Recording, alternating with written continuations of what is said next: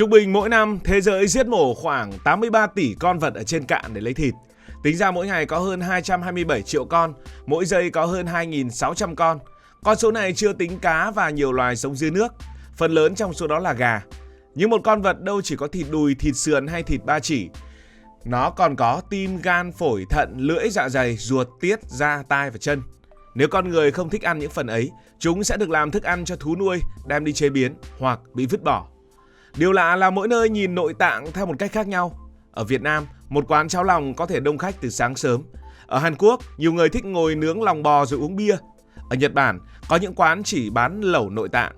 Nhưng tại Mỹ, Anh và một số nước Bắc Âu, nhiều người chỉ cần nhìn thấy một chiếc lưỡi bò hay quả tim trên đĩa đã thấy sợ. Vì sao lại như vậy? Vì sao phần đa người châu Á thích ăn nội tạng, còn phần nhiều người phương Tây thì lại sợ? Tất nhiên, không phải người châu Á có cái bụng khỏe hơn, cũng không phải người phương Tây yếu bóng vía hơn. Lý do thực sự nằm ở lịch sử, cuộc sống và thói quen từ nhỏ.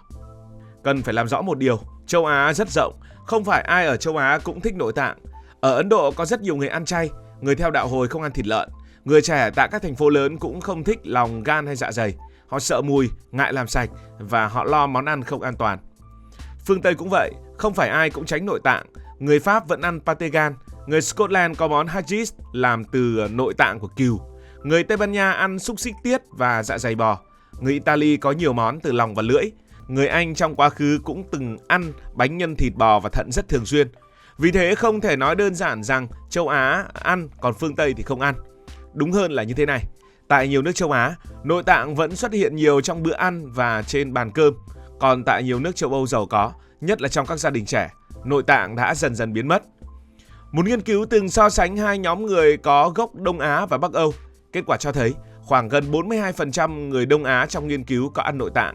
Ở nhóm Bắc Âu, con số này chưa đầy 18%. Đây không phải số liệu của toàn thế giới, nhưng nó cho thấy thói quen của hai nhóm khá khác nhau. Muốn hiểu vì sao, chúng ta phải quay lại thời chưa có siêu thị và tủ lạnh. Bây giờ muốn ăn thịt rất dễ, chỉ cần bước vào siêu thị, ta có thể mua một khay ức gà đã bỏ da và bỏ xương. Muốn ăn sườn thì mua sườn, muốn ăn ba chỉ thì mua ba chỉ, không thích phần nào thì không cần phải mua phần đó. Nhưng ngày xưa thì lấy đâu ra mà tiện như vậy? Nuôi một con lợn mất nhiều tháng, nuôi một con bò còn lâu hơn. Người nuôi phải cho nó ăn, chăm sóc và chữa bệnh. Bò trâu còn được dùng để kéo cày, gà cho trứng, dê, bò có thể cho sữa. Vì vậy giết một con vật là chuyện rất lớn, và đã xử lý rồi thì phải dùng gần như toàn bộ mọi phần, trừ lông và phân. Thịt ngon được chia cho gia đình hoặc đem bán, xương dùng để nấu nước, mỡ dùng để rán hoặc làm bánh, da và sừng cũng như móng được dùng cho những việc khác, tim, gan, ruột, dạ dày và tiết trở thành thức ăn. Ở nhiều vùng nông nghiệp châu Á, thịt càng quý, đất đai phải dùng để trồng lúa, ngô và rau. Người dân không có những cánh đồng cỏ quá rộng để nuôi nhiều bò. Vì vậy khi một con vật bị giết, bỏ ruột, gan hay tim đi là điều rất phí. Mà nội tạng, lòng, gan, phèo, phổi thì lại nhanh hỏng hơn thịt bình thường. Trước thời có tủ lạnh, gan, ruột và tiết phải được nấu ngay. Những phần này được chia cho người giết mổ, gia đình và hàng xóm. Những miếng thịt chắc hơn có thể được đem ướp muối, phơi khô hoặc bán đi xa.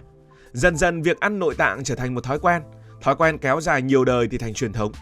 Lúc đầu người ta ăn vì không muốn phí, nhưng vì sao người ta ăn vì thấy nó ngon. Lý do tiếp theo khiến người châu Á thích ăn nội tạng hơn người châu Âu bởi vì người châu Á biết cách làm nội tạng bớt hôi và ngon hơn. Rõ ràng là lòng không hề dễ nấu, gan có vị đậm, thận dễ có mùi, ruột phải làm thật sạch, dạ dày thường dai, tim khá cứng, phổi lại xốp. Mỗi phần phải được xử lý một cách khác nhau. Chính vì khó nấu nên người xưa phải nghĩ ra nhiều mẹo. Ở Việt Nam chúng ta thường dùng muối, chanh, giấm, gừng hoặc rượu để làm sạch và giảm mùi. Có phần phải luộc nhanh để giữ độ giòn, có phần phải hầm nhiều giờ mới mềm. Có món cần nhiều tiêu, hành và rau thơm, có món dùng nước dừa, sả, ớt hoặc ngũ vị hương. Người nấu giỏi còn phải biết canh đúng lúc, lòng non luộc quá lâu sẽ bị dai, gan nấu quá chín sẽ khô và đắng, dạ dày không làm sạch sẽ có mùi, tim thái quá dày sẽ khó nhai.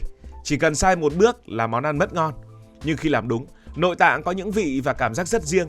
Lòng vừa béo vừa giòn, dạ dày dai nhẹ, gan mềm và bùi, tim chắc thịt, tai lợn giòn sật sật. Những cảm giác này không giống thịt nạc bình thường. Nhiều nền ẩm thực châu Á đã mất hàng trăm năm để tìm ra cách nấu phù hợp. Nhờ vậy, nội tạng không còn là phần thừa, nó trở thành những món ngon mà người ta chủ động đi tìm. Một người lớn lên cùng cháo lòng sẽ thấy mùi hành và mùi tiêu rất ngon. Món ăn ấy gợi nhớ đến cha mẹ, ông bà hoặc quán quen. Nhưng một người chưa từng ăn có thể chỉ nghĩ đến tiết và cảnh giết mổ. Cùng một món ăn nhưng mỗi người lại mang một cảm giác khác nhau. Ở Việt Nam thì sao? Ở Việt Nam nội tạng xuất hiện trong nhiều món ăn. Miền Bắc có lòng lợn, cháo lòng, dồi, lòng xào dưa, lòng nướng. Một đĩa lòng thường có nhiều thứ: lòng non, dạ dày, gan, tim, lưỡi, dồi. Mỗi phần có một vị khác nhau. Người ăn thì chấm với nước mắm, tiêu, có người thì ăn cả mắm tôm nữa. Cháo lòng lại là một món ăn khác. Nước luộc lòng dùng để nấu cháo. Bên trên có hành, tiêu, rau thơm. Đây là món nóng, dễ ăn và thường được bán vào buổi sáng. Ở miền Trung, nội tạng có thể được ăn với bánh hỏi, cháo tiết hoặc đem xào với nghệ. Nghệ giúp món ăn có màu đẹp và giảm mùi. Miền Nam thì nổi tiếng với phá lấu. Nội tạng bò hoặc lợn được làm sạch, cắt nhỏ rồi nấu mềm với gia vị. Nhiều nơi thêm nước dừa để món ăn có vị béo và hơi ngọt. Phá lấu có thể ăn với bánh mì hoặc mì gói. Phá lấu còn cho thấy món ăn có thể đi theo con người từ nơi này sang nơi khác. Ở chợ lớn, món này gắn liền với cộng đồng người Hoa. Từ một món dùng ở phần rẻ của con vật, phá lấu đã trở thành một món ăn vặt nổi tiếng. Nhìn sang Trung Quốc có rất nhiều cách nấu nội tạng. Gan và cật có thể được thái mỏng rồi xào nhanh. Ruột được kho, chiên hoặc nấu cay. Dạ dày được thái sợi. Tiết lợn hoặc tiết vịt được làm đông rồi cho vào lẩu. Chân gà, lưỡi vịt, đầu vịt cũng là những món nhắm quen thuộc. Ở Bắc Kinh có món gồm có ruột, phổi và một số phần khác của con lợn.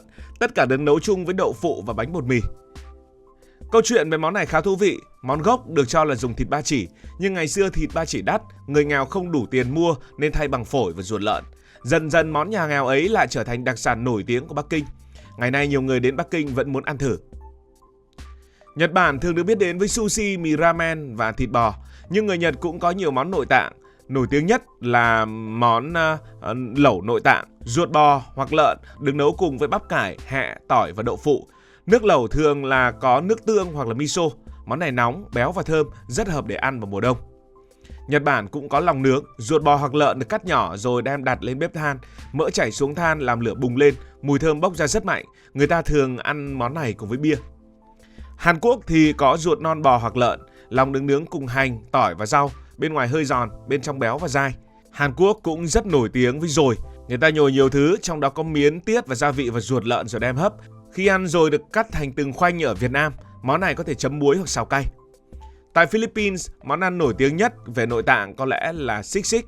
Món này thường dùng phần mặt và tai của lợn, thực ra là hơi ngoại tạng một tí chứ không hẳn là nội tạng. Một số cách làm có thêm gan gà, nguyên liệu được luộc, nướng rồi băm nhỏ. Sau đó người ta trộn với hành, ớt và những cái loại gia vị khác. Món này được mang trên một chiếc đĩa gang nóng. Khi tới bàn, nó vẫn còn kêu xèo xèo. Indonesia có món gọi là soto betawi, một món súp nổi tiếng của Jakarta. Nước súp được nấu bằng sữa hoặc nước cốt dừa. Bên trong có thịt bò và nhiều loại nội tạng như là phổi, dạ dày, lá lách và chân bò. Các phần được hầm mềm rồi ăn với cơm. Chúng ta dạo một vòng châu Á và thấy rằng rất nhiều nước ăn nội tạng. Nhiều người nghĩ rằng phương Tây từ xưa đã chỉ ăn thịt bò, thịt gà và xúc xích, chỉ châu Á ta mới ăn nội tạng. Nhưng mà thực ra ngày xưa Tây cũng ăn nội tạng rất nhiều. Người Anh từng ăn bánh mì nhân thịt bò và thận. Người Scotland có món haggis làm từ tim, gan và phổi cừu. Người Pháp ăn pate gan, ngỗng và dạ dày. Người Italia có món tripa làm từ dạ dày bò. Tây Ban Nha ăn xúc xích tiết và lòng hầm. Ở Mỹ, gan xào hành từng là món ăn rất bình thường. Những cuốn sách nấu ăn cũ từng có nhiều công thức nấu gan, óc, lưỡi và thận. Trong Thế chiến thứ hai, thịt khan hiếm, chính phủ Mỹ còn khuyến khích người dân ăn nội tạng để dành những phần thịt quen thuộc cho quân đội. Nhưng sau chiến tranh, cuộc sống thay đổi, các trang trại lớn và nhà máy thịt phát triển. Siêu thị xuất hiện khắp nơi, ức gà, thịt thăn và sườn ngày càng rẻ. Người dân có thể chọn đúng phần họ thích ăn. Khi đã có nhiều thịt nạc để ăn, họ không còn muốn mất công làm sạch ruột hay nấu thận nữa. Vậy là chỉ sau vài thế hệ, những cái món từng bình thường bỗng trở thành những món lạ. Trẻ nhỏ thường nhìn thấy phản ứng của người lớn để học. Nếu cha mẹ vui vẻ gắp cho con một miếng lòng, đứa trẻ có thể nghĩ đó là món bình thường.